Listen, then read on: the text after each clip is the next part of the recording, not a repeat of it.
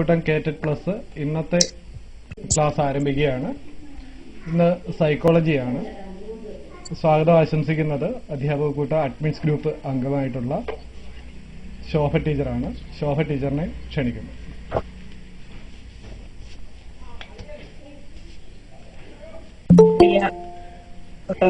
കേറ്റഡ് plus പരിശീലന പദ്ധതിയിൽ വന്നിട്ടുള്ള സുഹൃത്തുക്കളെ, അധ്യാപക കൂട്ടത്തിന്റെ നേതൃത്വത്തിൽ നടന്നുവരുന്ന കേറ്റഡ് പരിശീലന പദ്ധതിയിൽ ഇന്ന് ക്ലാസ് എടുക്കുന്നത് കൊല്ലം കസ്തൂർബ ഗാന്ധി ടിടിഐയിലെ അധ്യാപിക ശ്രീമതി ശ്രീവിദ്യ ടീച്ചറാണ്.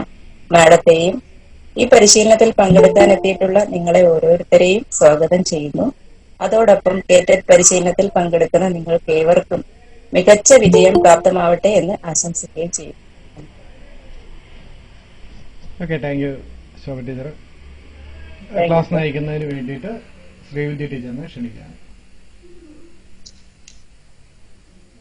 Good evening. രണ്ട് ചെറിയ ടോപ്പിക്കുകളുമായിട്ടാണ് വന്നിരിക്കുന്നത് ഇന്ന്. അതിനകത്ത് നമുക്ക് ക്വസ്റ്റിനോടുകൂടി തന്നെ തുടങ്ങാം. ഒരു ക്വസ്റ്റ്യനാണ്, കേറ്ററ്റിന് പരീക്ഷയ്ക്ക് ചോദിച്ച ഒരു ക്വസ്റ്റ്യനാണ്. ക്ലാസ്സിൽ ശാസ്ത്ര പ്രവർത്തനങ്ങൾ ചെയ്തുകൊണ്ടിരിക്കുന്ന ഗീതുവിന്റെ പ്രയാസം ബോധ്യപ്പെട്ട ടീച്ചർ വർക്ക്ഷീറ്റുകളും ചില മാതൃകകളും നൽകിയപ്പോൾ അവൾക്ക് എളുപ്പത്തിൽ ഉത്തരം കണ്ടെത്താൻ കഴിഞ്ഞു. ടീച്ചർ നൽകിയ കൈത്താങ് താഴെ കൊടുത്തതിൽ ഏത് വിലയിരുത്തലുമായി ബന്ധപ്പെട്ടിരിക്കും? ക്വസ്റ്റ്യൻ പറയാം. ക്ലാസ്സിൽ ശാസ്ത്ര പ്രവർത്തനങ്ങൾ ചെയ്തുകൊണ്ടിരിക്കുന്ന ഗീതുവിന്റെ പ്രയാസം ബോധ്യപ്പെട്ട ശാരദ ടീച്ചർ അകത്തൊക്കെ ടെക്നോളജി ചെയ്തിരിക്കുന്നത് അങ്ങനെ ഞാൻ പറയാം. അതൊക്കെ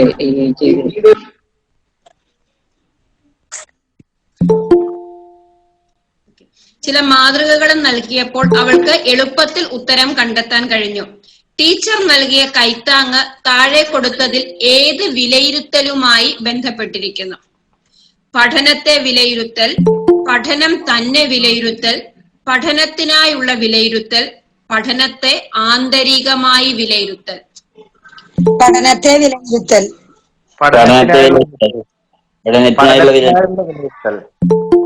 പഠനത്തെ വിലയിരുത്തൽ എന്നാണ്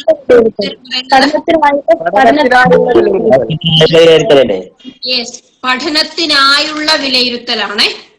പഠനത്തിനായുള്ള വിലയിരുത്തൽ. ഇനി നമുക്ക് ആ വിലയിരുത്തൽ ഒന്ന് നോക്കാം. 3 തരത്തിലാണ് വിലയിരുത്തൽ. ഒന്നാമത്തേത് പഠനത്തിനായുള്ള വിലയിരുത്തൽ, അസസ്മെന്റ് ഫോർ ലേണിംഗ്. പഠനത്തിനായുള്ള വിലയിരുത്തൽ, അസസ്മെന്റ് ഫോർ ലേണിംഗ്. വിലയിരുത്തൽ തന്നെ പഠനം, അസസ്മെന്റ് ആസ് ലേണിംഗ്. വിലയിരുത്തൽ തന്നെ പഠനം, അസസ്മെന്റ് ആസ് ലേണിംഗ്. മൂന്നാമത്തേത് പഠനത്തെ വിലയിരുത്തൽ, അസസ്മെന്റ് ഓഫ് ലേണിംഗ്. അപ്പം assessment for learning, assessment as learning, assessment of learning. For, as, of. ബാക്കി 3 വാക്കുകളും ഒന്ന് തന്നെയാണ്, അസസ്മെന്റ് ലേണിംഗുമാണ്. നടുക്കിൽ വന്നിരിക്കുന്ന ഫോർ, ആസ്, ഓഫ് അങ്ങനെയാണ്. ഇനി അത് ഓരോന്നും എന്താണെന്ന് നമുക്ക് നോക്കാം. ഒന്നാമത്തേത് പഠനത്തിനായുള്ള വിലയിരുത്തൽ അഥവാ അസസ്മെന്റ് ഫോർ ലേണിംഗ് എന്താണെന്ന് നോക്കാം. അപ്പം ഇതിന്റെ ആൻസർ പഠനത്തിനായുള്ള വിലയിരുത്തലായിരുന്നു. അതായത് ഗീതു എന്ന് പറയുന്ന കുട്ടി ശാസ്ത്ര ക്ലാസ്സിൽ അവൾക്ക് എന്തൊക്കെയോ ബുദ്ധിമുട്ടുകൾ വന്നു ക്ലാസ് എടുത്ത് പഠിപ്പിച്ചുകൊണ്ടിരുന്നപ്പോ. അപ്പൊ ടീച്ചർ അവൾക്ക് ചില കൈത്താങ്, ചില വർക്ക്ഷീറ്റുകളും ചില മാതൃകകളും ഒക്കെ നൽകിയപ്പോൾ ആ കുട്ടി വളരെ വേഗത്തിൽ തന്നെ പഠന പ്രവർത്തനങ്ങളുമായി മുന്നേറുന്നതായിട്ട് കാണാൻ സാധിച്ചു. അപ്പോൾ അവിടെ ടീച്ചർ നൽകിയ വിലയിരുത്തൽ ഏതാണെന്നാണ് ചോദിച്ചത്. അത് പഠനത്തിനായുള്ള വിലയിരുത്തലാണ്. അപ്പൊ എന്താണ്? പഠന പ്രക്രിയയോടൊപ്പം തന്നെ നടത്തുന്ന വിലയിരുത്തലുകളാണ് വിലയിരുത്തൽ, പഠനത്തിനായുള്ള വിലയിരുത്തൽ എന്ന് പറയുന്നത്. അപ്പം ക്ലാസ് റൂമിൽ ടീച്ചർ പഠിപ്പിച്ചുകൊണ്ടിരിക്കുമ്പോൾ തന്നെ നടത്തുന്നതാണ് പഠനത്തിനായുള്ള വിലയിരുത്തൽ. ക്ലാസ് മുറിയിൽ പഠനം നടക്കുമ്പോൾ അതിന്റെ ഫലപ്രാപ്തിക്കായി വിലയിരുത്തൽ നടത്തുകയും അതിന്റെ അടിസ്ഥാനത്തിലുള്ള അധ്യാപകരുടെ ഇടപെടൽ കുട്ടിയുടെ പഠനത്തെ കാര്യക്ഷമമായി മുന്നോട്ട് നയിക്കാൻ സഹായിക്കുകയും ചെയ്യുന്ന വിലയിരുത്തലാണ് പഠനത്തിനായുള്ള വിലയിരുത്തൽ. ക്ലിയർ ആയോ? അതായത് പഠനം ക്ലാസ് മുറിയിൽ ടീച്ചർ പഠിപ്പിച്ചുകൊണ്ടിരിക്കുമ്പോൾ തന്നെ എന്ത് ചെയ്യുകയാണ്? ആ അതിന്റെ ഫലപ്രാപ്തിക്കായി ചില വിലയിരുത്തലുകൾ നടത്തും. ആ വിലയിരുത്തലിന്റെ അടിസ്ഥാനത്തിൽ അധ്യാപകർ ചില ഇടപെടലുകൾ നടത്തും. ആ ഇടപെടലുകൾ കുട്ടികളുടെ പഠനം കാര്യക്ഷമമായി മുന്നോട്ട് കൊണ്ടുപോകാൻ സഹായിക്കും. അപ്പം ഈ പഠനത്തിനായുള്ള വിലയിരുത്തൽ അധ്യാപികയാണ് ചെയ്യുന്നത്. പഠനത്തിനായുള്ള വിലയിരുത്തൽ നടത്തുന്നത് അധ്യാപികയാണ്. അപ്പം ടീച്ചർ പഠിപ്പിക്കുന്ന ആശയങ്ങളുടെ ഫലപ്രാപ്തി എത്രമാത്രമുണ്ട്, ഉള്ളടക്കം കുട്ടികൾക്ക് മനസ്സിലായോ, ടീച്ചർ ഉപയോഗിച്ച ടീച്ചിങ് ലേണിംഗ് മെറ്റീരിയൽ ഉചിതമായോ എന്നൊക്കെ അറിയുന്നതിനായി പഠനത്തിനായുള്ള വിലയിരുത്തൽ ടീച്ചറിനെ സഹായിക്കും. കുട്ടിക്ക് പഠിപ്പിച്ചത് മനസ്സിലായില്ല എങ്കിൽ ടീച്ചർക്ക് പരിഹാര ബോധനം നൽകാനും സാധിക്കും. അതാണ് പഠനത്തിനായുള്ള വിലയിരുത്തൽ. നമ്മൾ ക്ലാസ്സിൽ ഇന്ന് പഠിപ്പിച്ചു, നാളെ ഞാനത് ചോദ്യം ചോദിക്കുന്നു, ഒന്നുകിൽ വാചികമായോ അല്ലെങ്കിൽ ഉത്തരം എഴുതിച്ചോ ഒക്കെയുള്ള ചെറിയ ചെറിയ എന്താ പറയുക ഇതേപോലെയുള്ള ടെസ്റ്റ് പേപ്പർ അതായത് ഇന്നലെ പഠിപ്പിച്ച അല്ലെങ്കിൽ ഇന്ന് പഠിപ്പിച്ചത് ഞാൻ നാളെ ചോദിക്കുന്നു, അതൊക്കെയും പഠനത്തിനായുള്ള വിലയിരുത്തലിന്റെ ഭാഗമായി വരുന്നതാണ്. അപ്പൊ നമുക്ക് ഈ ഫോർമേറ്റീവ് ഇവാലുവേഷൻ എന്ന് പറയുന്ന സംരചന മൂല്യനിർണ്ണയമൊക്കെ പഠനത്തിനായുള്ള വിലയിരുത്തലുമായി ബന്ധപ്പെട്ട് വരുന്നതാണ് കേട്ടോ. ഫോർമേറ്റീവ് അസസ്മെന്റ് അഥവാ സംരചന മൂല്യനിർണ്ണയം എന്ന് പറയുന്നത് പഠനത്തിനായുള്ള വിലയിരുത്തലാണ്. അതുപോലെ ഈ പറഞ്ഞ പഠനത്തിനായുള്ള വിലയിരുത്തൽ അധ്യാപകർക്കും വിദ്യാർത്ഥികൾക്കും ഒരുപോലെ ഫീഡ്ബാക്ക് ഉണ്ടാക്കുന്ന കാര്യമാണ്. അധ്യാപികയുടെ ബോധന പ്രവർത്തനങ്ങളെ പറ്റി മനസ്സിലാക്കാനും കുട്ടികൾക്ക് തന്നെ അവരവരെത്രമാത്രം പഠിച്ചു മനസ്സിലാക്കി എന്നൊക്കെ കുട്ടിയെ മനസ്സിലാക്കിക്കുന്നതിനും സഹായിക്കും. അപ്പൊ മനസ്സിലായോ? ടീച്ചർ അതായത് ഹലോ, നമ്മുടെ അടുത്ത ദിവസം നമ്മൾ എടുക്കുമ്പോൾ പഠനത്തെ വിലയിരുത്തലാവില്ലേ എക്സാം നടത്തുമ്പോൾ? അടുത്ത ദിവസം വരുമ്പോൾ എങ്ങനെയാ പഠനം? ഒരു നിശ്ചിത ഇടവേളയ്ക്ക് ശേഷം വരുന്നതാണ് പഠനത്തെ വിലയിരുത്തൽ. ഇടവേളയ്ക്ക് ശേഷം, അതായത് ഇപ്പൊ നമ്മൾ അവിടെ വരുന്നത് സമ്മേറ്റീവ് അസസ്മെന്റ് ആണ്. ക്ലിയർ ആയോ? ക്ലിയർ ആയി. അപ്പൊ ടീച്ചർക്ക് ശരിക്കും പറഞ്ഞാൽ പഠിപ്പിച്ചുകൊണ്ടിരിക്കുന്നതിനിടയ്ക്ക് പഠനത്തിനിടയിൽ നടക്കുന്നത്. അപ്പൊ അടുത്ത ദിവസത്തെ ടീച്ചറുടെ ഒരു ചോദ്യം ചോദിപ്പെന്ന് പറയുന്ന തലേ ദിവസത്തെ ടീച്ചറുടെ പഠനത്തിന്റെ ഭാഗമായി തന്നെ വരുന്നതല്ലേ? ഓക്കെ, അപ്പൊ അത് ക്ലിയർ ആയല്ലോ. പഠനത്തിനായുള്ള വിലയിരുത്തൽ എന്താണെന്ന് മനസ്സിലായോ? അപ്പൊ ടീച്ചർക്ക് പഠിപ്പിച്ചുകൊണ്ടിരിക്കുന്നതിനിടയിൽ കുട്ടികളുടെ പ്രശ്നങ്ങളൊക്കെ മനസ്സിലാക്കി അതിൽ ടീച്ചർ ഇടപെടുകയും ചെയ്യുമ്പോൾ അത് പഠനത്തിനായുള്ള വിലയിരുത്തലായി മാറുന്നു. ഓക്കെ, അപ്പൊ ടീച്ചറാണ് പഠനത്തിനായുള്ള വിലയിരുത്തൽ നടത്തുന്നത്, ടീച്ചറാണ്. പക്ഷെ ടീച്ചർക്കും കുട്ടിക്കും ഒരുപോലെ അത് പ്രയോജനപ്പെടുകയും ചെയ്യും. ഇനി അടുത്തത് വിലയിരുത്തൽ തന്നെ പഠനം, അസസ്മെന്റ് ആസ് ലേണിംഗ്. അതെന്താണെന്ന് നോക്കാം.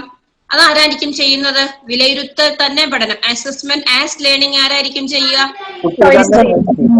യെസ്, കുട്ടികൾ തന്നെയാണ് ചെയ്യുന്നത്. അവരവർ തന്നെ, അതായത് താൻ ചെയ്ത പ്രവർത്തനങ്ങളെ സ്വയം വിമർശനാത്മകമായി പരിശോധിക്കുമ്പോൾ ഒരു കുട്ടി തന്റെ തന്നെ കഴിവുകളും പരിമിതികളും തിരിച്ചറിയുന്ന പ്രക്രിയയാണ് വിലയിരുത്തൽ തന്നെ പഠനം എന്ന് പറയുന്നത്. കുട്ടി എന്ത് ചെയ്യണം? അവനെ തന്നെ അവൻ സ്വയം വിമർശനാത്മകമായി പരിശോധിക്കുകയാണ്. അപ്പൊ അവിടെ അവന്റെ പോസിറ്റീവ്സും അവന്റെ നെഗറ്റീവ്സും അവന്റെ കഴിവുകളും അവന്റെ പരിമിതികളും ഒക്കെ കുട്ടിക്ക് മനസ്സിലാക്കാനായിട്ട് സാധിക്കുന്നു.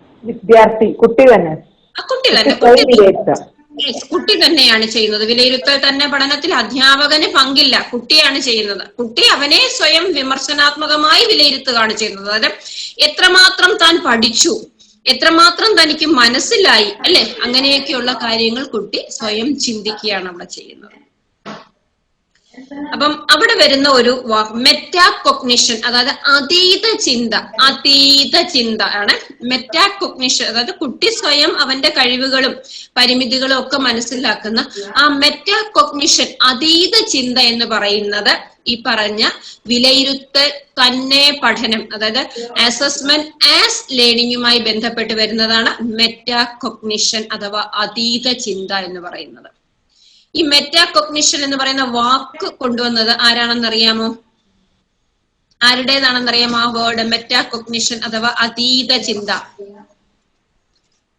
ജോൺ ഫ്ലേവലിന്റേതാണ് കേട്ടോ. John ഫ്ലേവൽ, സൈക്കോളജിയിലുള്ളതാണ് John ഫ്ലേവൽ. അതീത ചിന്ത അഥവാ മെറ്റാകോഗ്നിഷൻ എന്ന് പറയുന്ന വാക്ക് ജോൺ ഫ്ലേവലാണ് സംഭാവന നൽകിയിരിക്കുന്നത്.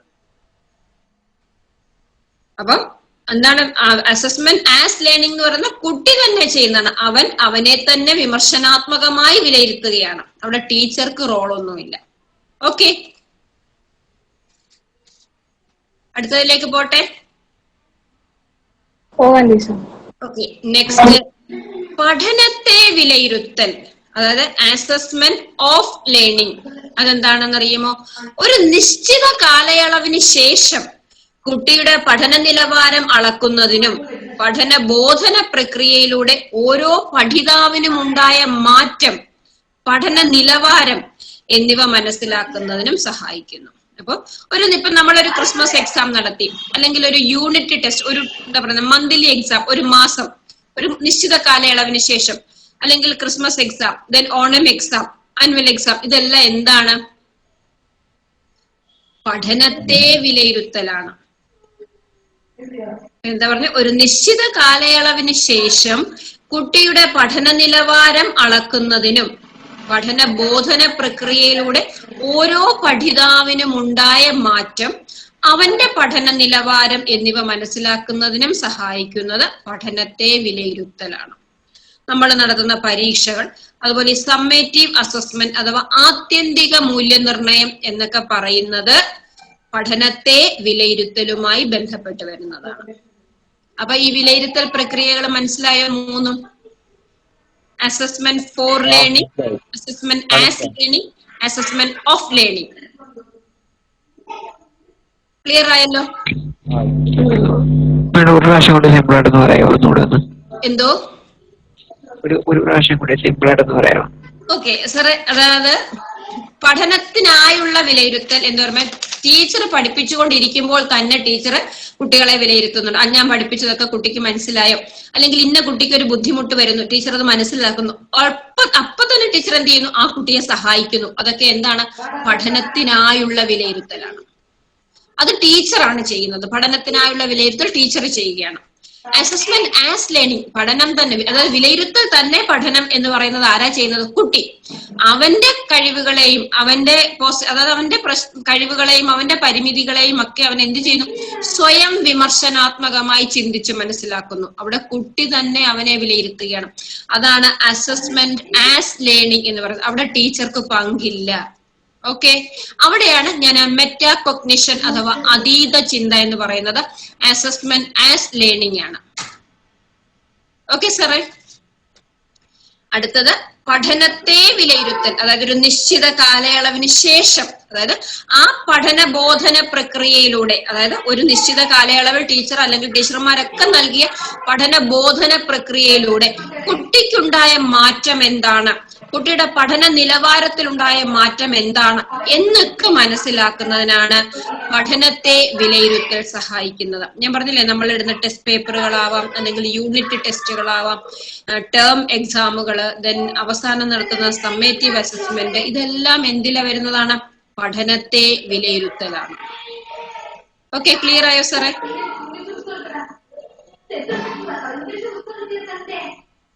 ഓക്കെ, ഇനി അടുത്ത ഒരു പോർഷൻ നമ്മൾ നോക്കാനുള്ളത്, അതും ഞാനൊരു ക്വസ്റ്റ്യനിലൂടെ തന്നെ സ്റ്റാർട്ട് ചെയ്യാം. ഉൾച്ചേർന്ന വിദ്യാഭ്യാസത്തിന്റെ പ്രധാന ലക്ഷ്യം. അത് ഓപ്ഷൻ ഞാൻ വായിക്കാം. ഉൾച്ചേർന്ന വിദ്യാഭ്യാസം അഥവാ ഇൻക്ലൂസീവ് എഡ്യൂക്കേഷൻ, ചിലയിടത്തെങ്കിലും സങ്കലിത വിദ്യാഭ്യാസം എന്നും അതിനെ പറഞ്ഞു കാണാറുണ്ട് കേട്ടോ. സങ്കലിത വിദ്യാഭ്യാസം, ഉൾച്ചേർന്ന വിദ്യാഭ്യാസം അഥവാ ഉൾപ്പെടുത്തിയുള്ള വിദ്യാഭ്യാസം, ഇൻക്ലൂസീവ് എഡ്യൂക്കേഷൻ. അപ്പം ഇൻക്ലൂസീവ് എഡ്യൂക്കേഷന്റെ പ്രധാന ലക്ഷ്യം, ഞാൻ ഓപ്ഷൻസ് വായിക്കാം. ഓപ്ഷൻ എ, പെൺകുട്ടികളുടെ വിദ്യാഭ്യാസം ഉയർത്തൽ. ഓപ്ഷൻ ബി, പ്രത്യേക പരിഗണന വേണ്ട എല്ലാ കുട്ടികൾക്കും സ്പെഷ്യൽ സ്കൂൾ വഴി വിദ്യാഭ്യാസം നൽകൽ. ഓപ്ഷൻ സി, പ്രത്യേക പരിഗണന അർഹിക്കുന്ന എല്ലാ കുട്ടികൾക്കും പൊതു സ്കൂൾ വഴി വിദ്യാഭ്യാസം നൽകൽ. പട്ടികജാതി പട്ടികവർഗ കുട്ടികൾക്ക് പ്രത്യേക വിദ്യാലയത്തിലൊപ്പം പഠിപ്പിക്കും. വിദ്യാലയങ്ങളിൽ തന്നെ മറ്റേ പ്രത്യേക പരിഗണന അർഹിക്കുന്ന കുട്ടികളെയും പഠിപ്പിക്കുന്ന രീതി. ഓക്കെ. അപ്പം എന്താണ്? പ്രത്യേക പരിഗണന അർഹിക്കുന്ന എല്ലാ കുട്ടികൾക്കും പൊതു സ്കൂൾ വഴി വിദ്യാഭ്യാസം നൽകുന്നതാണ് ഇൻക്ലൂസീവ് എഡ്യൂക്കേഷൻ എന്ന് പറയുന്നത്. അതിനകത്തിലൊരു ചെറിയ എന്തെങ്കിലും 1-2 ഇയറുകളും അല്ലെങ്കിൽ അതിനകത്തിൽ ഉൾപ്പെടുത്തിയിട്ടുള്ള കാര്യങ്ങളും ഒക്കെ എന്താണെന്ന് പറയാം. ശരിക്കും പറഞ്ഞാൽ ഈ ഇൻക്ലൂസീവ് എഡ്യൂക്കേഷനകത്തില് എല്ലാ കുട്ടികളും വ്യത്യസ്തനാണ്, അല്ലെങ്കിൽ യുണീക്ക്. ഓരോ കുട്ടിയുടെയും ആ യുണീക്നെസ് ഉൾച്ചേർന്ന വിദ്യാഭ്യാസത്തിൽ അംഗീകരിക്കപ്പെടുന്നുണ്ട് കേട്ടോ. യുണീക്നെസ്, ഓരോ കുട്ടിയും ഓരോരുത്തരും വ്യത്യസ്തനാണ് എന്ന ആ ആശയം ഉൾച്ചേർന്ന വിദ്യാഭ്യാസം അംഗീകരിക്കുന്നുണ്ട്.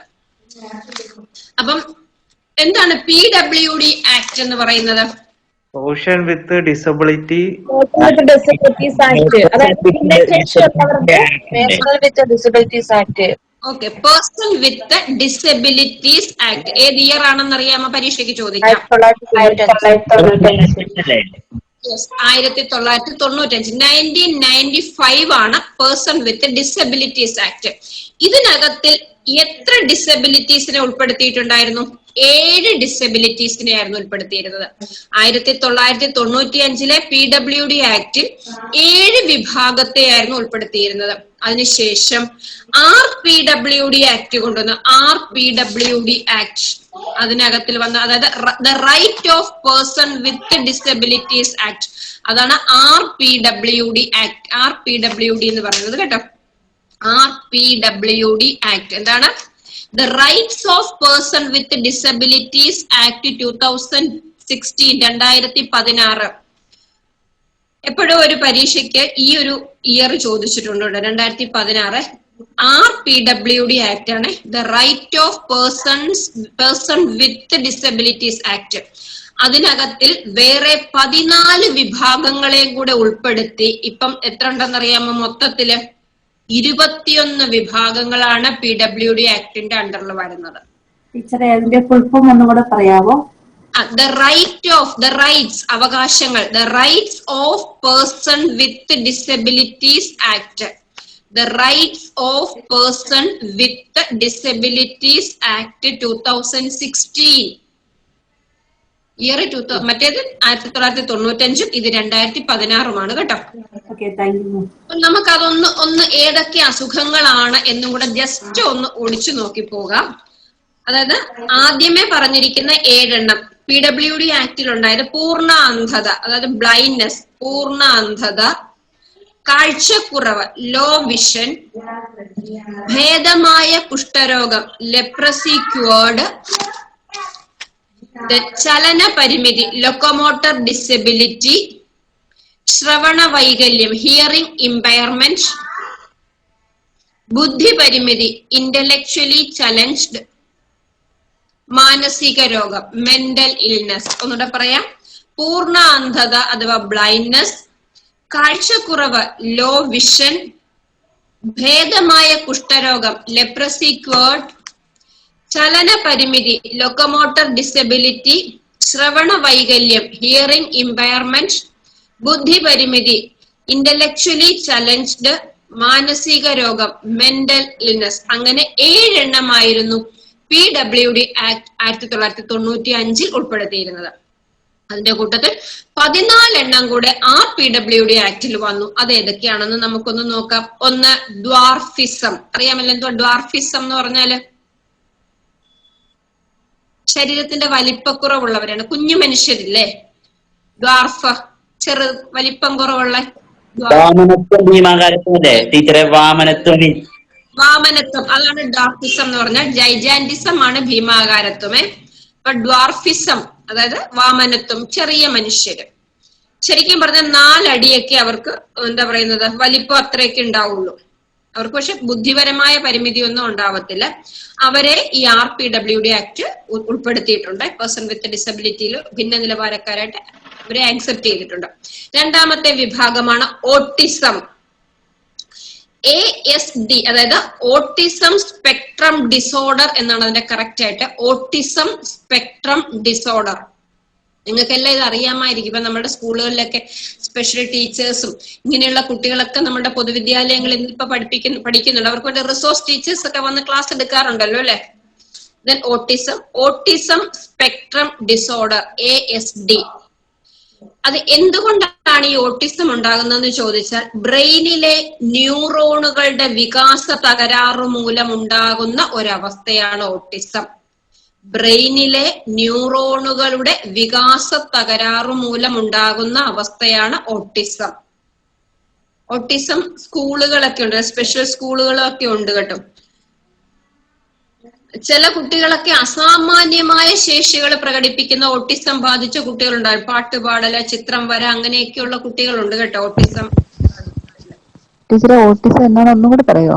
ബ്രെയിനിലെ ന്യൂറോണുകളുടെ വികാസ തകരാറു മൂലമുണ്ടാകുന്ന ഒരവസ്ഥ. Okay, thank U. ഓക്കെ, ഒരു പെട്ടെന്ന് ദേഷ്യപ്പെടുന്നവരായിരിക്കും.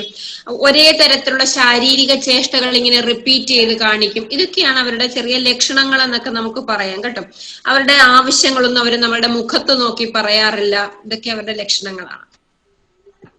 ഒരു നല്ല മരുന്ന്, ഫലപ്രദമായ ഒരു ചികിത്സയൊന്നുമില്ല. നേരത്തെ കണ്ടെത്തി പരിശീലിപ്പിച്ചാൽ ഒരു പരിധിവരെ അതിന്റെ തീവ്രത കുറയും. വലിയ കാര്യമായ മരുന്നുകളൊന്നുമില്ല. ദെൻ രണ്ടാമത്തേതാണ് സെറിബ്രൽ പാൾസി. സെറിബ്രൽ പാൾസി അതെന്താണ്? ബ്രെയിൻ തകരാറ് കാരണം പേശികൾക്കും അസ്ഥികൾക്കും ഉണ്ടാകുന്ന ബലക്ഷയമാണ് സെറിബ്രൽ പാൾസി. ബ്രെയിൻ തകരാറ് കാരണം പേശികൾക്കും അസ്ഥികൾക്കും ഉണ്ടാകുന്ന ബലക്ഷയമാണ് സെറിബ്രൽ പാൾസി. അതിന്റെ ലക്ഷണം അത് തന്നെയാണ്. അവർക്ക് എന്താ പറയുക, നേരെ നിൽക്കാനോ സ്വതന്ത്രമായി സഞ്ചരിക്കാനോ അവരുടെ പേശികൾ അവർക്കൊന്ന് നിയന്ത്രിക്കാനോ ഒന്നും പറ്റാതെ വരും സെറിബ്രൽ പാൾസി ആ അസ്വസ്ഥത ഉള്ള ആളുകൾക്ക്. അടുത്തതാണ് muscular dystrophy. Muscular dystrophy, MUSCULAR DYSTROPHY, muscular dystrophy. അതും ഇതുപോലെ തന്നെയാണ്. ശരീരത്തിലെ പേശികളുടെ വലിപ്പവും ശക്തിയും കുറഞ്ഞു വന്ന് ശരീരചലനങ്ങളെ നിയന്ത്രിക്കാൻ കഴിയാത്ത അവസ്ഥയാണ് മസ്കുലർ ഡിസ്ട്രോഫി. ശരീരത്തിലെ പേശികളുടെ വലിപ്പവും ശക്തിയും കുറഞ്ഞു. ഈ മസിൽസ് ആണല്ലോ നമ്മളെ നടക്കാനും ചലിക്കാനും ഒക്കെ സഹായിക്കുന്നത്. അവയുടെ വലിപ്പവും അതുപോലെ അവയുടെ ശക്തിയും ഒക്കെ കുറഞ്ഞു വന്ന് ശരീരചലനങ്ങളെ നിയന്ത്രിക്കാൻ കഴിയാത്ത ഒരവസ്ഥയാണ് മസ്കുലർ ഡിസ്ട്രോഫി എന്ന് പറയുന്നത്. ഓക്കെ,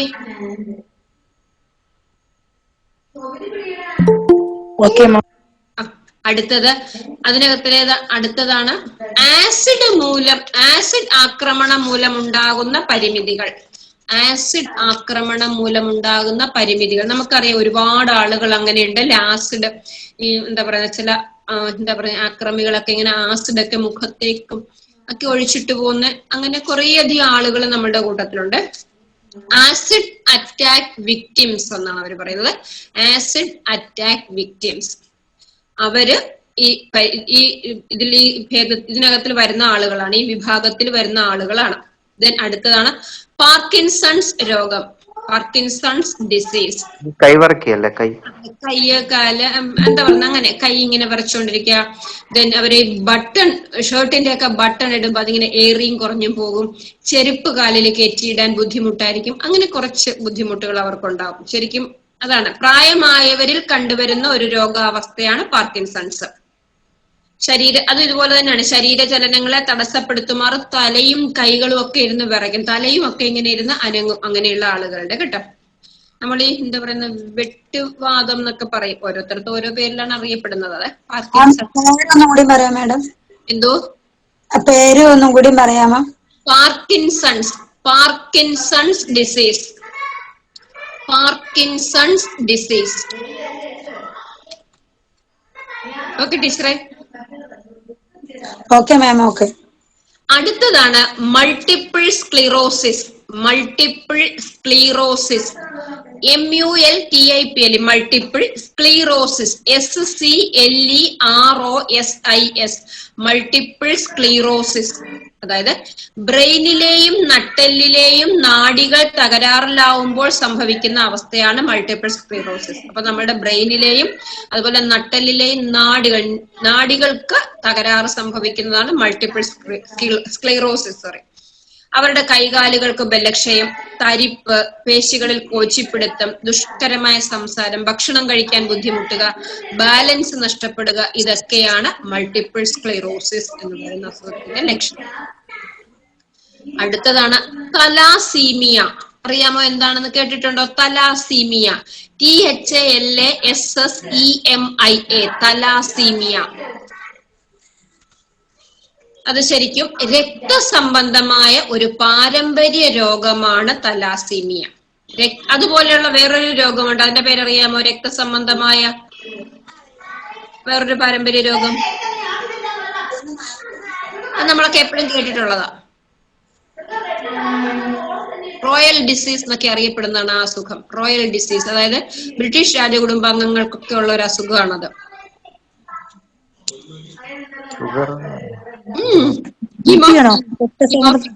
ഹിമോഫീലിയ അതും വരുന്നുണ്ട്, അതും ഈ കൂട്ടത്തിൽ വരുന്നതാണ്. തലാസീമിയ എഴുതിക്കോളും. രക്തസംബന്ധമായ ഒരു പാരമ്പര്യ രോഗാവസ്ഥയാണ് തലാസീമിയ. രക്തസംബന്ധമായ ഒരു പാരമ്പര്യ രോഗാവസ്ഥയാണ് തലാമീസിയ. അതായത് ചുവന്ന രക്താണുക്കളുടെ വികലമായ ഘടന മൂലം, അപ്പൊ ചുവന്ന രക്താണുക്കളുടെ വികലമായ ഘടന മൂലം ഹീമോഗ്ലോബിന്റെ നിർമ്മാണം കുറയുന്നു. ഹീമോഗ്ലോബിന്റെ നിർമ്മാണം തടസ്സപ്പെടും. അങ്ങനെ വരുമ്പോ എന്ത് ചെയ്യും? അവർക്ക് വിളർച്ച ഉണ്ടാകും. ഇതാണ് തലാമീസിയ എന്ന് പറയുന്നത്. ഇവർക്ക് എപ്പോഴും ഇങ്ങനെ എന്താ പറയുന്നത്, രക്തം മാറ്റിക്കൊണ്ടിരിക്കുക, അങ്ങനെയൊക്കെയുള്ള കാര്യങ്ങളാണ്. സർജറി ചെയ്യുക, ഇതൊക്കെ കുറച്ച് ഭേദമാക്കാം. തലാസീമിയ. അടുത്തത് ഹിമോഫീലിയ തന്നെയാണ്. അതായത് എന്താണ്? രക്തസംബന്ധമായ തന്നെയാണ്. എന്താണ് എന്റെ ലക്ഷണം? എന്താണ്? രക്തം മുറിവൊക്കെ ഉണ്ടായിക്കഴിഞ്ഞാൽ രക്തം ഇങ്ങനെ വാർന്നു പോയിക്കൊണ്ടേ ഇരിക്കും അതിനകത്ത്, ആ മുറിവിലൂടെ രക്തം കട്ട പിടിക്കില്ല. അതിന്റെ കാരണം എന്താണ്? ചില പ്രത്യേകതരം പ്രോട്ടീനുകളുടെ അഭാവം മൂലമാണ് കേട്ടോ. ശരീരത്തിലെ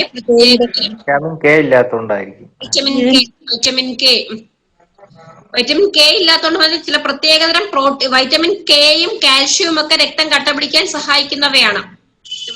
രക്തം കട്ട പിടിക്കാൻ സഹായിക്കുന്ന വൈറ്റമിൻ ആണ് വൈറ്റമിൻ കെ. ഈ അസുഖം എന്ന് പറയുന്നത് പ്രത്യേകതരം പ്രോട്ടോണുകളുടെ തകരാറ് മൂലം, കുറവ് മൂലം രക്തം കട്ട പിടിക്കാൻ കഴിയാത്ത അവസ്ഥയാണ് ഹിമോഫീലിയ. ഇത് മാതാപിതാക്കളിൽ നിന്നും ലഭിക്കുന്ന ക്രോമസോമുകളിലെ തകരാറ് കാരണമാണ് പ്രധാനമായും ഹിമോഫീലിയ ഉണ്ടാകുന്നത് കേട്ടോ. മാതാപിതാക്കൾ, നിങ്ങൾക്ക് സയൻസിലും ഒക്കെ ചോദിക്കാം ഇത് കേട്ടോ, EVS സയൻസിലും ഒക്കെ. മാതാപിതാക്കളിൽ നിന്ന് ലഭിക്കുന്ന ക്രോമസോമുകളിലെ തകരാറ് കാരണമാണ് പ്രധാനമായും ഹിമോഫീലിയ ഉണ്ടാകുന്നത്. ഇനി അടുത്തതാണ് അരിവാൾ രോഗം, സിക്കിൾ സെൽ ഡിസീസ്. കേട്ടിട്ടുണ്ടോ? അരിവാൾ രോഗം അഥവാ സിക്കിൾ സെൽ ഡിസീസ്. വയനാട്ടിലൊക്കെ ആദിവാസി മേഖലകളിലൊക്കെ ഉള്ള ഇത്തരം രോഗല്ലേ? വയനാട്, അട്ടപ്പാടി പോലുള്ള കാലിന്റെ അവിടെ ബാക്കി മുറിഞ്ഞു പോണത്, കയ്യിലും കാലിന്റെ ഒക്കെ. അല്ല സാറേ, ശ്രദ്ധിച്ചോളൂ. രക്തസംബന്ധമായതും പൈതൃകമായി തന്നെ ലഭിക്കുന്നതുമായ അസുഖമാണ് അരിവാൾ രോഗം. ഇതും എന്താണ്? ചുവന്ന രക്താണുക്കളുടെ വികലമായ ഘടനയാണ് ഇതിനും കാരണം. ഇപ്പൊ രക്തസംബന്ധമായ 3 പാരമ്പര്യ രോഗങ്ങൾ പറഞ്ഞു: തലാമീസിയ, ദെൻ ഹിമോഫീലിയ, ദെൻ അരിവാൾ രോഗം. ഓർത്തുവെച്ചോണം കേട്ടോ. അടുത്തത് തീവ്രമായ നാഡീ തകരാറുകളാണ്. അടുത്ത 11ാമത്തേതാണത് chronic neurological disorders. Chronic neurological disorders നമ്മുടെ ബ്രെയിന്, നമ്മുടെ നട്ടെല്ല് തുടങ്ങിയവയെ ബന്ധിപ്പിക്കുന്ന നാഡികൾക്ക് സംഭവിക്കുന്ന രോഗാവസ്ഥയാണ് തീവ്രമായ നാഡീ തകരാറുകൾ. അവരുടെ ശരീരം പൂർണ്ണമായും തളർന്നു പോകുന്നു, പേശികൾക്ക് ബലക്കുറവ് അനുഭവപ്പെടുന്നു, ഇതൊക്കെയായിരിക്കും അവരുടെ പ്രശ്നങ്ങൾ. അടുത്തത് ഭാഷാ സംസാര വൈകല്യങ്ങൾ, speech and language disability. Speech and language disability. പിന്നെ അടുത്തത് സവിശേഷമായ പഠന വൈകല്യം. അറിയാം, നമ്മൾ പഠിച്ചിട്ടുണ്ട്. ഏതൊക്കെയാണ് പഠന വൈകല്യം? Learning disabilities. ഡിസ്ഗ്രാഫിയ,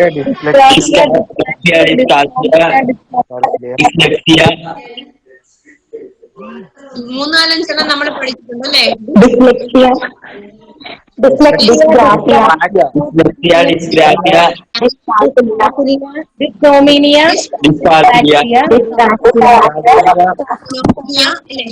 കാര്യങ്ങൾ നമ്മൾ പഠിച്ചിട്ടുണ്ട്. ഓക്കെ ഓക്കെ, അതെല്ലാം അതിനകത്തിൽ വരുന്നതാണ്. അതെല്ലാം എന്തിനകത്തിൽ വരുന്നുണ്ട്? സവിശേഷമായ പഠന വൈകല്യം അതിനകത്ത് ഉൾപ്പെട്ട് വരുന്നതാണ് നമ്മൾ ഈ പറഞ്ഞതെല്ലാം.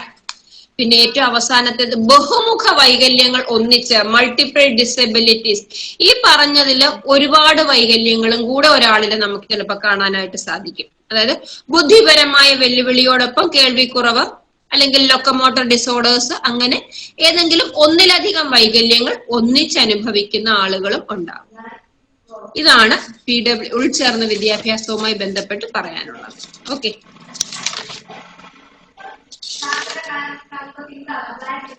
ഇനി ഒരു ഫുൾ ഫോം ഒന്ന് എഴുതി വെച്ചിട്ട് IEDC integrated education for the disabled children, സംയോജിത വിദ്യാഭ്യാസം. കേട്ടോ, integrated education for the disabled children 1974 IEDCക്ക് തുടക്കം കുറിച്ചത്, ഇന്ത്യയിൽ ആരംഭിച്ചത്. കേട്ടോ, IEDC integrated education for the disabled children. Okay, integrated education for the disabled children. Year ഒന്നുകൂടി പറഞ്ഞ ടീച്ചറെ. 1974, 72 എന്നാണോ ഞാൻ പറഞ്ഞത്? 1974 ആണ്. 1974.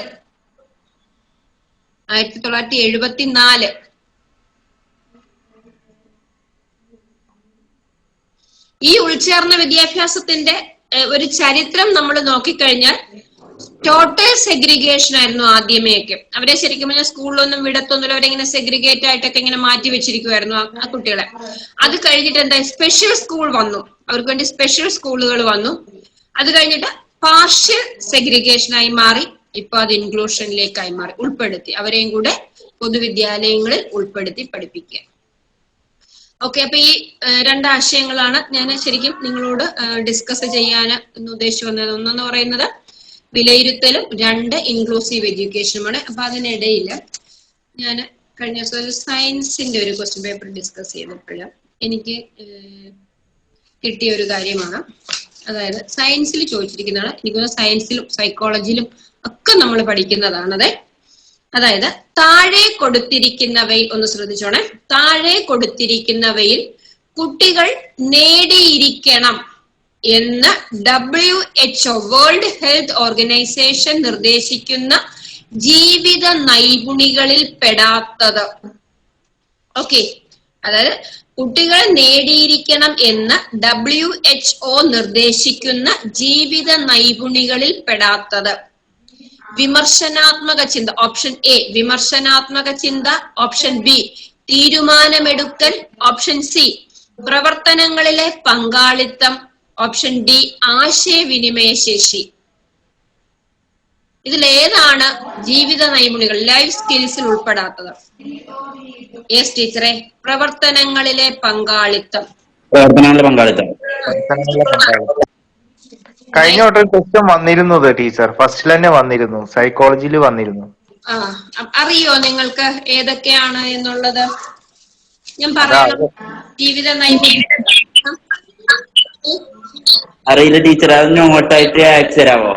ഞാൻ നോട്ടിന്റെ കാര്യം ഇപ്പൊ പറഞ്ഞുതരാം. 10 എണ്ണമാണ് WHO പറഞ്ഞിരിക്കുന്ന 10 ജീവിത നൈപുണികൾ. WHO നിർദ്ദേശിക്കുന്ന 10 ജീവിത നൈപുണികൾ അഥവാ ലൈഫ് സ്കിൽസ് ആർജിക്കുന്നത് കുട്ടികൾക്ക് ശരിയായ രീതിയിൽ ജീവിക്കുന്നതിനും ജീവിത പ്രശ്നങ്ങളെ നേരിടുന്നതിനും സഹായകമാകും.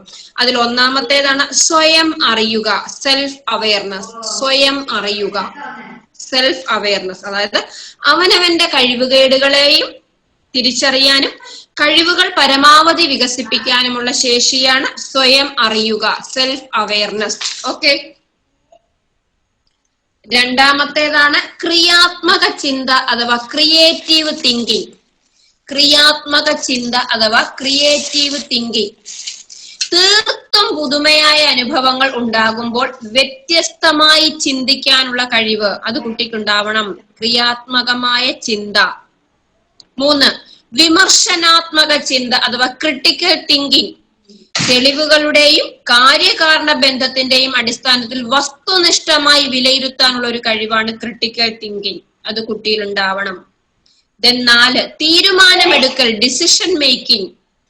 അല്ലെ? നമുക്ക് ജീവിതത്തിൽ ഒരു ചുരുങ്ങിയ സമയം കൊണ്ട് എന്ത് ചെയ്യാൻ പറ്റണം? ഏറ്റവും ഉചിതമായ തീരുമാനമെടുക്കാനും ഉത്തരവാദിത്ത ബോധത്തോടെ അത് നടപ്പാക്കാനുമുള്ള കഴിവ് കുട്ടികളിൽ ഉണ്ടാകണം. തീരുമാനമെടുക്കൽ, ഡിസിഷൻ മേക്കിംഗ്. ദെൻ 5 പ്രശ്ന പരിഹരണ ശേഷി അഥവാ പ്രോബ്ലം സോൾവിങ്. പ്രശ്ന പരിഹരണ ശേഷി അഥവാ പ്രോബ്ലം സോൾവിങ് എന്താണ്? ജീവിതത്തിൽ ഉണ്ടാകുന്ന സങ്കീർണമായ പ്രശ്നങ്ങളെ ലഘൂകരിച്ച് അവ അപഗ്രഥിച്ച് അവയ്ക്ക് പരിഹാരം കണ്ടെത്താനുള്ള കഴിവ് കുട്ടിക്ക് ഉണ്ടാവണം. Problem solving. ദെൻ ആശയവിനിമയ ശേഷി, കമ്മ്യൂണിക്കേഷൻ സ്കിൽ ഏറ്റവും വേണ്ടുന്ന ഒരു സ്കില്ലാണ് അല്ലെ? ഒരു വ്യക്തിക്ക് സ്വന്തം ആശയങ്ങൾ വ്യക്തമായി പ്രകടിപ്പിക്കാനും മറ്റുള്ളവർ പറയുന്നത് ശ്രദ്ധിക്കാനുമുള്ള കഴിവ്. അത് നമുക്ക് പറയാനും പറ്റണം, അതുപോലെ മറ്റുള്ളവർ പറയുന്നത് ശ്രദ്ധിക്കാനും കഴിയണം. അതാണ് ആശയവിനിമയ ശേഷി. അടുത്തത് വ്യക്തിയാന്തര ബന്ധം, ഇന്റർപേഴ്സണൽ റിലേഷൻഷിപ്പ്. ജീവിതത്തിന്റെ ഓരോ ഘട്ടത്തിലും പരിചയപ്പെടുന്ന വ്യക്തികളോട് ഉചിതമായ രീതിയിലുള്ള ബന്ധം സ്ഥാപിക്കാനും നിലനിർത്താനും, മറ്റുള്ളവരുമായി നല്ലൊരു ബന്ധം സ്ഥാപിക്കാനും ആ ബന്ധം നിലനിർത്താനുമുള്ള കഴിവാണ് വ്യക്തിയാന്തര ബന്ധം. അടുത്തതാണ് അനുതാപം അഥവാ എമ്പതി. ഒരുപാട് തവണ ഞാൻ പറഞ്ഞിട്ടുണ്ട് എന്താണെന്നല്ലേ? മറ്റൊരു വ്യക്തി അനുഭവിക്കുന്ന പ്രശ്നങ്ങൾ അല്ലെങ്കിൽ വികാരങ്ങൾ അതേ തീവ്രതയോട് ഉൾക്കൊണ്ട് അതനുസരിച്ച് പെരുമാറാനുള്ള കഴിവാണ് എമ്പതി. അതും കുട്ടിക്ക് ഉണ്ടാവണം. ടീച്ചർമാരൊക്കെ എന്താ പറയുക, എമ്പതി ഉള്ളവരാണ്. കുട്ടിയുടെ തലത്തിലേക്ക് താന്നു പോകാൻ ഓരോ ടീച്ചറിനും കഴിയണം. ദെൻ അടുത്തത് വികാരങ്ങളുമായി പൊരുത്തപ്പെടൽ, കോപ്പിയിങ് വിത്ത് ഇമോഷൻസ് അല്ലെ? നമ്മളുടെ ഏത് വികാരവുമായി നമുക്ക് പൊരുത്തപ്പെടാൻ സാധിക്കണം. നമ്മുടെ കോപം, സന്തോഷം, നിരാശ ഇങ്ങനെയൊക്കെയുള്ള എല്ലാ വികാരങ്ങളും തിരിച്ചറിയാനും അവയെ നിയന്ത്രിച്ച് ജീവിതത്തിന് ഉപകരിക്കും വിധം പ്രയോജനപ്പെടുത്തണം. നമുക്ക് വികാരങ്ങളൊക്കെ ഉണ്ടാവും, ആ വികാരങ്ങളെയൊക്കെ നമ്മൾ നിയന്ത്രിച്ച് നമ്മളുടെ ജീവിതത്തിന് ഉപകരിക്കും വിധത്തിൽ അവയൊക്കെ പ്രയോജനപ്പെടുത്താനുള്ള ഒരു കഴിവുണ്ടാകണം കുട്ടിക്ക്. ഇതിന് ഒരെണ്ണം കൂടെ ഉണ്ട്, മാനസിക സമ്മർദ്ദങ്ങളുമായി പൊരുത്തപ്പെടൽ, കോപ്പിയിങ് വിത്ത് സ്ട്രെസ്. അതായത് ജീവിതത്തിൽ സമ്മർദ്ദം ഉണ്ടാക്കുന്ന സാഹചര്യങ്ങൾ ഫലപ്രദമായി നേരിടാനും സമ്മർദ്ദം ജീവിതത്തെ ബാധിക്കാത്ത വിധത്തിൽ നിയന്ത്രിച്ചു പോകാനുമുള്ള കഴിവ്. ഇത് ഇത്രയും കാര്യങ്ങൾ ഉണ്ടാവണം. ഒന്നുകൂടെ ഞാൻ പറയാം. സ്വയം അറിയുക അഥവാ സെൽഫ് അവയർനെസ്. 2 ക്രിയാത്മക ചിന്ത അഥവാ ക്രിയേറ്റീവ് തിങ്കിങ്. 3 വിമർശനാത്മക ചിന്ത അഥവാ ക്രിട്ടിക്കൽ തിങ്കിങ്. 4 തീരുമാനമെടുക്കൽ ഡിസിഷൻ മേക്കിംഗ്. 5 പ്രശ്ന പരിഹരണ ശേഷി പ്രോബ്ലം സോൾവിംഗ് സ്കിൽ. 6 ആശയവിനിമയ ശേഷി കമ്മ്യൂണിക്കേഷൻ സ്കിൽ. 7 വ്യക്തിയാന്തര ബന്ധം ഇന്റർപേഴ്സണൽ റിലേഷൻഷിപ്പ്. 8 അനുതാപം എമ്പതി. 9 വികാരങ്ങളുമായി പൊരുത്തപ്പെടൽ കോപ്പിയിങ് വിത്ത് ഇമോഷൻസ്. 10 മാനസിക സമ്മർദ്ദങ്ങളുമായി പൊരുത്തപ്പെടൽ കോപ്പിയിങ് വിത്ത് സ്ട്രെസ്. ക്ലിയർ ആയോ? WHO പറയുന്ന 10 ജീവിത നൈപുണികള്. ഓക്കെ. അപ്പൊ ഇതിനകത്ത് നിന്ന് എവിടെയെങ്കിലും ഒക്കെ ക്വസ്റ്റ്യൻസ് ചോദിക്കാൻ സാധ്യതയുണ്ട് കേട്ടോ. ഇനി ഒരു ഇത്തിരി ക്വസ്റ്റ്യൻസ് വേണമെങ്കിൽ ഒന്ന് നോക്കാം. ഒരു 10 ക്വസ്റ്റ്യൻസോടെ നമുക്കൊന്ന് നോക്കിപ്പോകാം. സമയമുണ്ടല്ലോ. ഓക്കെ, നിങ്ങൾ പറയും, എല്ലാം പഠിച്ചിരിക്കുന്നവരാണ്, എല്ലാ ക്ലാസ്സുകളും ഒക്കെ കഴിഞ്ഞാണ്, അതുകൊണ്ട് നിങ്ങൾ പറയും. ആശയങ്ങൾ, ഇത് 2019 നവംബറിലെ ക്വസ്റ്റ്യൻ പേപ്പറാണ്. എല്ലാവരും കുറച്ച് ക്വസ്റ്റ്യൻ. ആശയങ്ങൾ സ്വായത്തമാക്കലാണ് പഠനം. പഠനത്തിന്റെ അടിസ്ഥാനം ആശയ രൂപീകരണമാണ്. പഠനം ഒരു സാമൂഹ്യ പ്രക്രിയയാണ് എന്നീ ആശയങ്ങൾ മുന്നോട്ട് വെച്ചതാര്? ഓപ്ഷൻ പറയാതെ നിങ്ങൾക്ക് അറിയാമായിരിക്കും.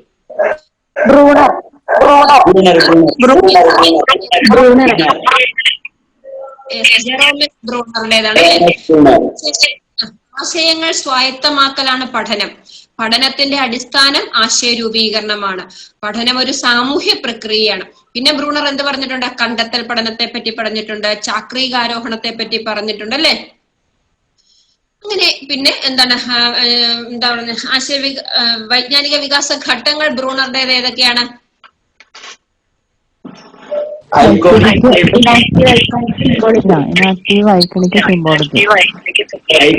സിംബോളിക് അതല്ലേ?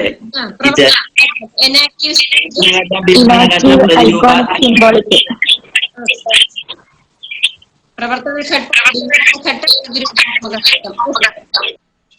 അടുത്തത് എറിക് എച്ച് എറിക്സന്റെ അഭിപ്രായത്തിൽ 3 മുതൽ 6 വയസ്സുവരെയുള്ള കുട്ടി ഏത് പ്രതിസന്ധിയിലൂടെയാണ് കടന്നു പോകുന്നത്? 3 to 6 3 മുതൽ 6 വയസ്സ് വരെയുള്ള കുട്ടി. മുൻകൈയെടുക്കൽ വേഴ്സസ് കുറ്റബോധം, സ്വാശ്രയത്വം വേഴ്സസ് ജാള്യതയും സംശയവും, ഊർജ്ജസ്വലത വേഴ്സസ് അപകർഷത, വിശ്വാസം വേഴ്സസ് അവിശ്വാസം. മുൻകൈയെടുക്കൽ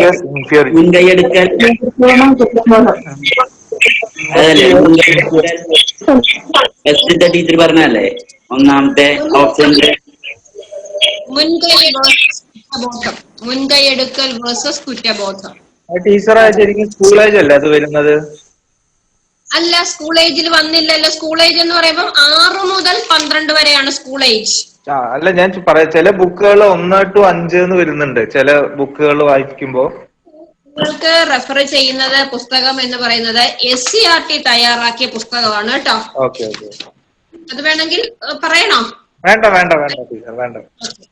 ഓക്കെ, 3 to 6 ആണിത്. സ്കൂൾ ഏജ് എന്ന് പറയുന്നത് 6 to 12 ഇയേഴ്സ് ആണ് സ്കൂൾ ഏജ് പറയുന്നത് കേട്ടോ. ഇത് പ്രീ സ്കൂൾ ഏജ് അല്ലേ ടീച്ചറെ?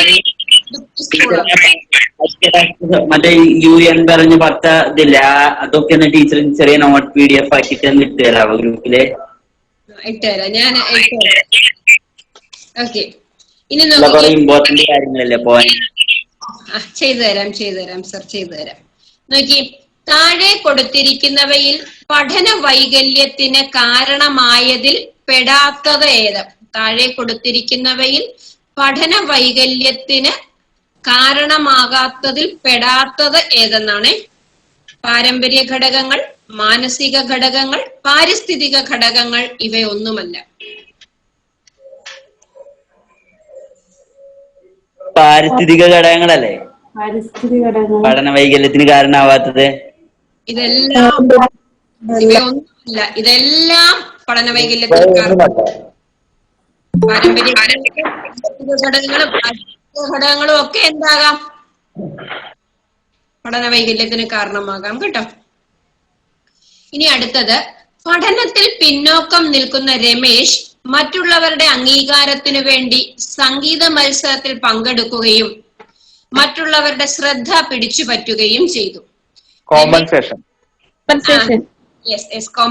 അഥവാ അനുപൂരണം എന്ന് പറയുന്നതാണ്. കോമ്പൻസേഷൻ അഥവാ അനുപൂരണം, അതൊരു എന്താ പറയുന്നത്, ഡിഫെൻസീവ് മെക്കാനിസം ആണ്. ഒരു ക്വസ്റ്റ്യൻ മിക്കവാറും ഡിഫെൻസീവ് മെക്കാനിസത്തിൽ നിന്ന് നിങ്ങൾക്ക് കിട്ടും. അത് ക്ലിയർ ആക്കിക്കൊണ്ട് വേണേ പോകാൻ. പിന്നെ അന്ന് ചോദിച്ച മറ്റൊരു ക്വസ്റ്റ്യൻ ആണ്, മനഃശാസ്ത്ര ഗവേഷണ ഉപാധികളും അവയുടെ ഉദ്ദേശ്യങ്ങളും ചുവടെ ചേർത്തിരിക്കുന്നു. ശരിയായ ജോഡി തിരഞ്ഞെടുക്കുക. ഓപ്ഷൻ എ ആണ് സഞ്ചിത രേഖ. കുട്ടികളുടെ അവിചാരിതമായ സംഭവങ്ങളും പ്രതികരണങ്ങളും രേഖപ്പെടുത്തുന്നു. 2, ഉപാഖ്യാന രേഖ.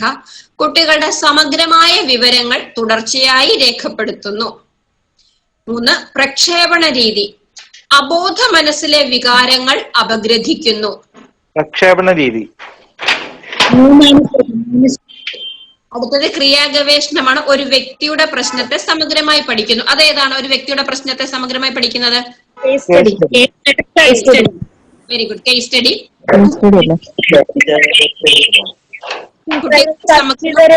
ഉപാഖ്യാന രേഖയും തമ്മിലുള്ള വ്യത്യാസം എന്താ ടീച്ചറെ? സഞ്ചിത രേഖ എന്ന് പറയുന്ന കുട്ടികളുടെ സമഗ്രമായ വിവരങ്ങൾ തുടർച്ചയായി രേഖപ്പെടുത്തുന്നതാണ് സഞ്ചിത രേഖ. ക്യുമുലേറ്റീവ് റെക്കോർഡാണ്. അതായത് വേണ്ടത് ഒരു കുട്ടി 1ാം ക്ലാസ്സിൽ വന്ന് ജോയിൻ ചെയ്യുമ്പോൾ മുതൽ നമുക്ക് എന്ത് രേഖപ്പെടുത്തി തുടങ്ങാം? സഞ്ചിത രേഖ.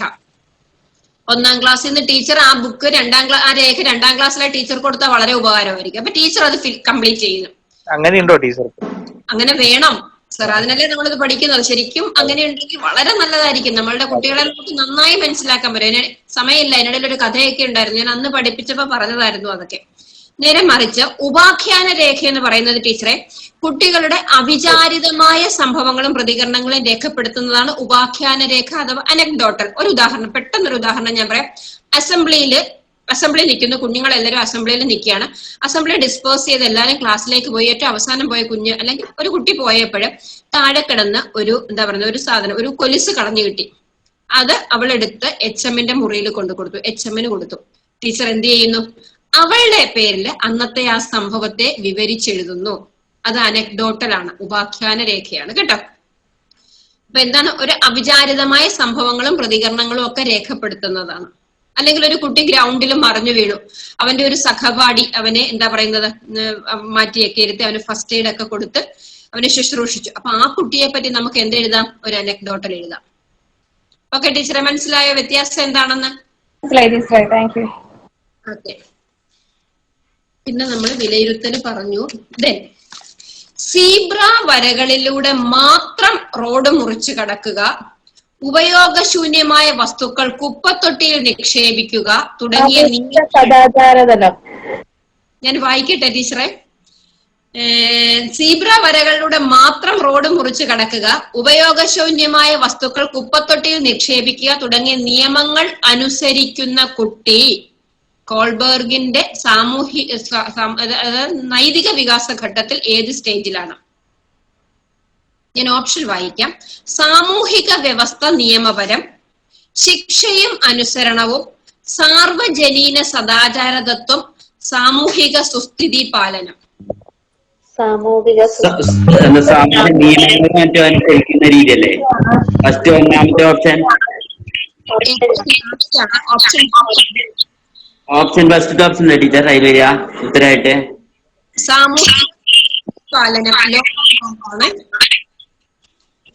നിയമം അനുസരിക്കുകയാണ് അവൻ ചെയ്യുന്നത്, അവിടെ ചെയ്യുന്നത് നിയമങ്ങൾ അനുസരിക്കുക. അതാണ് ഇവിടെ കുട്ടി ചെയ്തത്. അവൻ നിയമം അനുസരിക്കുന്ന സാമൂഹിക സുസ്ഥിതി പാലനം, ലോ ആൻഡ് ഓർഡർ. അടുത്ത ഒന്ന്, ചുവടെ കൊടുത്തിരിക്കുന്നവയിൽ പ്രശ്ന പരിഹരണ ഘട്ടത്തിൽ പെടാത്തത് ഏത്? ചുവടെ കൊടുത്തിരിക്കുന്നവയിൽ പ്രശ്ന പരിഹരണ ഘട്ടത്തിൽ പെടാത്തത് ഏത്? ഓപ്ഷൻ എ പ്രശ്നം നിർവചിക്കൽ, ഓപ്ഷൻ ബി പ്രശ്നത്തിന്റെ മൂല്യനിർണയം, ഓപ്ഷൻ സി പ്രശ്നം തിരിച്ചറിയൽ, ഓപ്ഷൻ ഡി പരികൽപ്പനയുടെ രൂപീകരണം. പ്രശ്നത്തിന്റെ മൂല്യം നിർണ്ണയിക്കലാണ് പെടാത്തത്. മൂല്യം നിർണ്ണയിക്കൽ ഘട്ടം തന്നെ ഇല്ല. ശരിയാണ്, അതാണ് ആൻസർ. ടീച്ചർ അത് പറയണോ അതൊന്ന് പറഞ്ഞോട്ടെ? പ്രശ്ന പരിഹരണത്തിന്റെ ഘട്ടങ്ങൾ ഏതൊക്കെയാണെന്നൊന്ന് പറഞ്ഞേക്കാമേ. പ്രശ്ന പരിഹരണ ഘട്ടങ്ങൾ: പ്രശ്നം തിരിച്ചറിയൽ, ഐഡന്റിഫൈയിങ് ദ പ്രോബ്ലം; പ്രശ്നം നിർവചിക്കൽ, ഡിഫൈനിങ് ദ പ്രോബ്ലം; പരികൽപ്പനകളുടെ രൂപീകരണം, ഫോമിംഗ് ഹൈപ്പോത്തിസിസ് അല്ലെങ്കിൽ ഫോർമേഷൻ ഓഫ് ഹൈപ്പോത്തിസിസ്; പ്രശ്ന പരിഹാര തന്ത്രങ്ങൾ ആസൂത്രണം ചെയ്യൽ, ഫോമിംഗ് സ്ട്രാറ്റജീസ്; നിർവഹണം അഥവാ വിവരശേഖരണം; ദെൻ വിലയിരുത്തൽ, അപഗ്രഥനവും നിഗമനവും. ഇത്രയുമാണ് പ്രശ്ന പരിഹരണ തന്ത്ര ഘട്ടങ്ങൾ. പ്രശ്നം തിരിച്ചറിയൽ, പ്രശ്നം നിർവചിക്കൽ, പരികൽപ്പനകളുടെ രൂപീകരണം, പ്രശ്ന പരിഹാര തന്ത്രങ്ങൾ ആസൂത്രണം ചെയ്യൽ, നിർവഹണം, വിവരശേഖരണം, വിലയിരുത്തൽ, അപഗ്രഥനവും നിഗമനവും. ഇത്രയുമാണ് പ്രശ്ന പരിഹരണ ഘട്ടങ്ങൾ. അപ്പൊ ഇങ്ങനെ എല്ലായിടത്തു നിന്നും ക്വസ്റ്റ്യൻ ചോദിച്ചിരിക്കുകയാണ് അല്ലെ, എല്ലാ ഭാഗത്തു നിന്നും. നോക്കിക്കേ, 1ാം ക്ലാസ്സിൽ പഠിക്കുന്ന അഭിജിത്ത് അധ്യാപികയുടെ പാട്ട് കേട്ട് കരച്ചിൽ പെട്ടെന്ന് നിർത്തുകയും സന്തോഷം പ്രകടിപ്പിക്കുകയും ചെയ്തു. ശിശുവികാരങ്ങളുടെ ഏത് സവിശേഷതയാണ് ഇവിടെ പ്രകടമാകുന്നത്? തീവ്രത, ചഞ്ചലത, സംക്ഷിപ്തത, അതായത് ഒരു വികാരത്തിൽ നിന്ന് അടുത്ത വികാരത്തിലേക്കുള്ള പെട്ടെന്നുള്ള മാറ്റം. ചഞ്ചലത. അടുത്തത്, കാതറിൻ ബ്രിഡ്ജസിന്റെ വൈകാരിക സിദ്ധാന്ത പ്രകാരം കുട്ടികൾ 6 മാസമാകുമ്പോൾ ഋണാത്മക വികാരങ്ങൾ, അതായത് നെഗറ്റീവ് ഇമോഷൻസ് പ്രകടിപ്പിച്ചു തുടങ്ങുന്നു. അവ ഏതെല്ലാം? ഞാൻ ഓപ്ഷൻ പറയുമോ? ഒന്നും കൂടെ ഉണ്ട്. ഭയം, ദേഷ്യം, വിദ്വേഷം, ഡിസ്ഗസ്റ്റ് എന്നുള്ളതാണ്. നിങ്ങൾ ഇംഗ്ലീഷ് ഇതിനകത്ത് ഓപ്ഷൻ തന്നിരിക്കുന്നതിനകത്ത് ഭയം, വിദ്വേഷം, ദേഷ്യം എന്നുള്ളതാണ്. ഭയം, വിദ്വേഷം, ദേഷ്യം. ആ വിദ്വേഷം ഇംഗ്ലീഷിൽ വരുമ്പോൾ ഡിസ്ഗസ്റ്റ് ആണ്, ഡിസ്ഗസ്റ്റ്. അടുത്തത്, ക്ലാസ്സിൽ അധ്യാപിക കടന്നു വരുമ്പോൾ എല്ലാ കുട്ടികളും എഴുന്നേൽക്കുന്നു. ഈ പ്രവൃത്തി ഏതുതരം ശ്രദ്ധയുമായി ബന്ധപ്പെട്ടതാണ്? ഒരു ടീച്ചർ ക്ലാസ്സിൽ വരുമ്പോൾ നമ്മൾ എല്ലാവരും എഴുന്നേൽക്കുന്നു.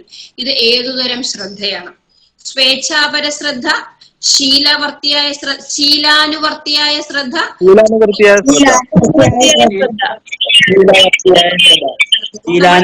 ശ്രദ്ധയാണ്.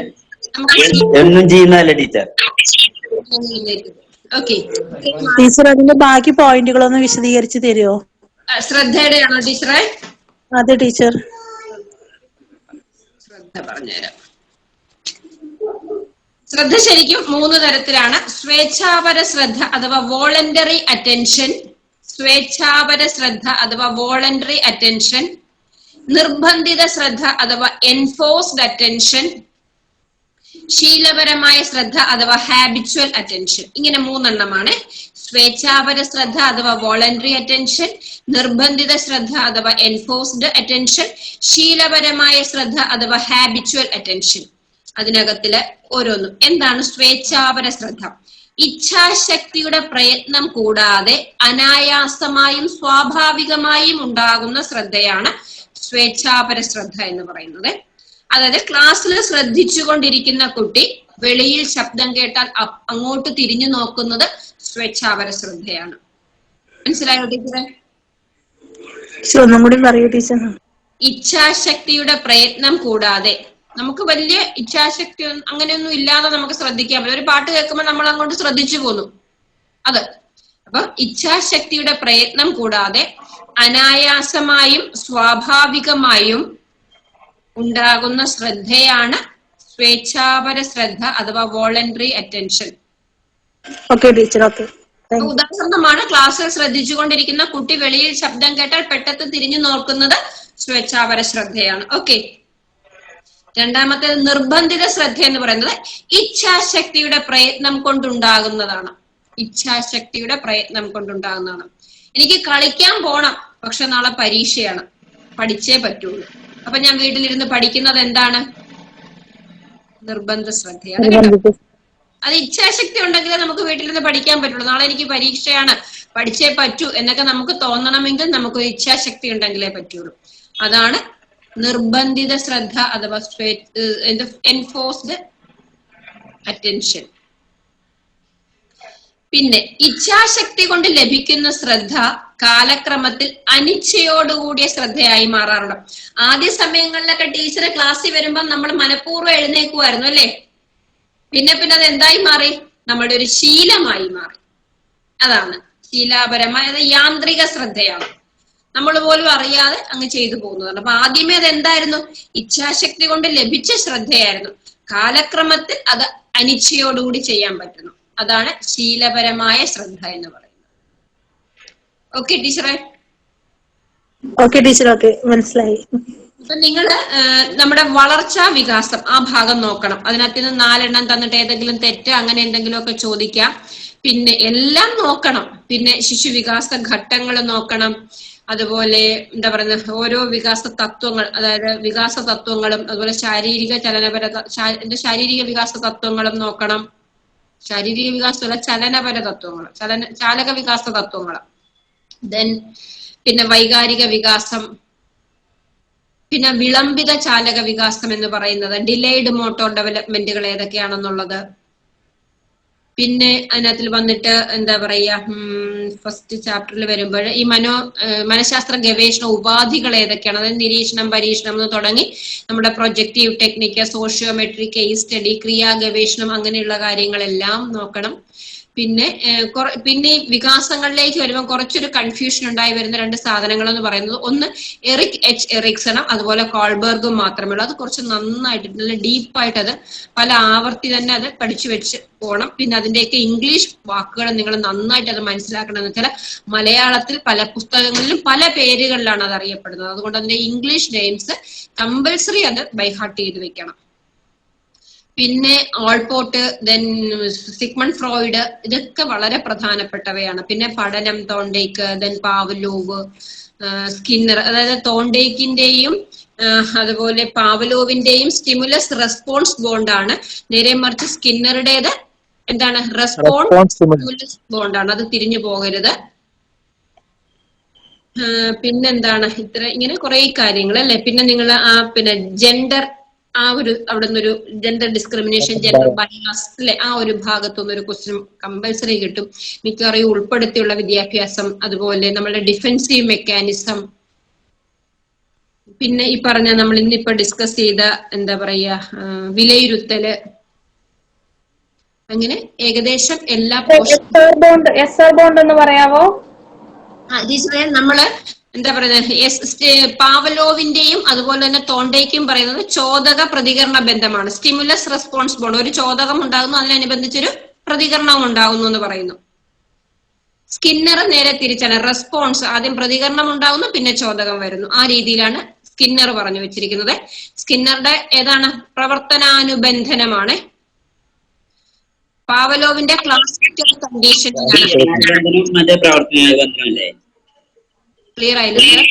ഒന്ന് ക്രിയാനുബന്ധനം, ഒന്ന് പ്രവർത്തനാനുബന്ധനമാണ്. കണ്ടീഷനിങ് പ്രക്രിയാനുബന്ധനം എന്ന് പറയുന്നത് സ്കിന്നറുടേതാണ്. പ്രക്രിയാനുബന്ധനം എന്ന് പറയുന്നത് ഓപ്പറന്റ് കണ്ടീഷനിങ് എന്ന് പറയുന്നത് സ്കിന്നറുടേതാണ്. Operant conditioning. ക്ലാസിക്കൽ കണ്ടീഷനിങ് എന്ന് പറയുന്നത് പാവലോവിന്റേതാണ്. Classical conditioning പാവലോവിന്റേതാണ്. പിന്നെ പാവലോവ് പട്ടിയിലാണ് പരീക്ഷണം നടത്തിയത്. ദെൻ തോണ്ടേക്ക് പൂച്ചയിലാണ്, പ്രശ്നപേടകത്തിലെ പൂച്ച അല്ലെ, പസിൽ ബോക്സ്, അത് തോണ്ടേക്കിന്റേതാണ്. സ്കിന്നർ പ്രാവില്, എലിയില് ഒക്കെ പരീക്ഷണം നടത്തിയിട്ടുണ്ട്. ദെൻ ഗസ്റ്റാൾട്ടിസം പറയുന്നുണ്ട്. അതിനകത്ത് ഗസ്റ്റാൾട്ടിസ്റ്റുകളായിട്ട്, ഗസ്റ്റാൾട്ടിസത്തിന്റെ പ്രധാന ഇതെന്ന് പറഞ്ഞാൽ ഭാഗങ്ങളുടെ ആകെ തുകയേക്കാൾ വലുതാണ് സമഗ്രത എന്നുള്ളതാണ് ഗസ്റ്റാൾട്ടിസം. അതിനകത്തിലാണ് നമ്മൾ 5 പ്രതിഭാസം പഠിച്ചത്. പിന്നെ അന്തർദൃഷ്ടിയിലൂടെയുള്ള പഠനം ഗസ്റ്റാൾട്ടിസം പറയുന്നതാണ്. അതിനകത്ത് വെർത്തിമറും കോഫ്ലറുമാണ് ഗസ്റ്റാൾട്ടിസ്റ്റുകൾ. ഇത്രയൊക്കെ കാര്യങ്ങളാണ്. പിന്നെ കാൾ റോജേഴ്സും മാനവികതാവാദം, കാൾ റോജേഴ്സും എബ്രഹാം മാസ്ലോയുടെ ആവശ്യങ്ങളുടെ ശ്രേണി നന്നായിട്ട് മനസ്സിലാക്കിക്കൊണ്ട് പോകണം. ഇത്രയൊക്കെ കാര്യങ്ങളാണ് പറയാനുള്ളത്. പിന്നെ എല്ലാവർക്കും ഒരു നല്ല ഓണം ആശംസിക്കുന്നു. വളരെ മനോഹരമായ ശാന്തിയും സന്തോഷവും. അതുപോലെ ഈ NCF കേരള കരിക്കുലം ഫ്രെയിംവർക്ക് 2007 അത് എപ്പോഴും ക്വസ്റ്റ്യൻസ് ചോദിക്കത്തില്ലേ ടീച്ചറെ? പക്ഷെ ടീച്ചറെ ഞാൻ കുറേ അധികം ക്വസ്റ്റ്യൻസ് ഞാൻ റെഫർ ചെയ്തതിനകത്തിൽ ഒന്നും ഞാൻ KCF NCF ബന്ധപ്പെട്ട ഒരു ക്വസ്റ്റ്യൻ കണ്ടിട്ടില്ല. NCF ഏത് വർഷമായിരുന്നു അങ്ങനെ? അയ്യോ, അത് ഞാൻ നോക്കിയാലേ പറയാൻ പറ്റുള്ളൂ സാർ. ഞാനത് നോക്കിയിട്ട് അതിന്റെ 2005 പിന്നെന്താണ് അത് ശരിക്കും പറഞ്ഞ ഒരു ഫിലോസഫിക്കൽ പോർഷനിലേക്ക് വരുന്നതാണ്. അതുകൊണ്ട് ഞാൻ അത്രയും അങ്ങോട്ട് ഡീപ്പായിട്ട് നോക്കിയിട്ടില്ല. NCF KCF അല്ലെ.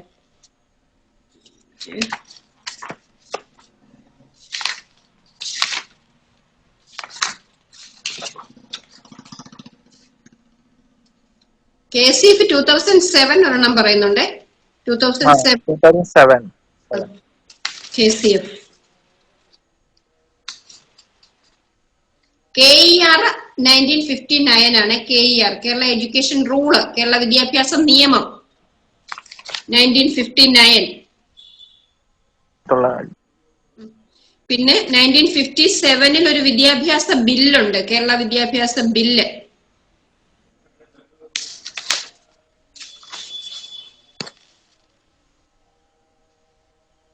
Right to education act RTE 1986 ആണോ? അത് വിദ്യാഭ്യാസ അവകാശം. എഡ്യൂക്കേഷൻ എന്ന് പറയുമ്പോൾ റൈറ്റ് ടു എഡ്യൂക്കേഷൻ 2009 ആണ്. സൗജന്യവും നിർബന്ധിതവുമായ വിദ്യാഭ്യാസം ലഭിക്കാനുള്ള കുട്ടിയുടെ അവകാശ നിയമം 2009. NCF 2005.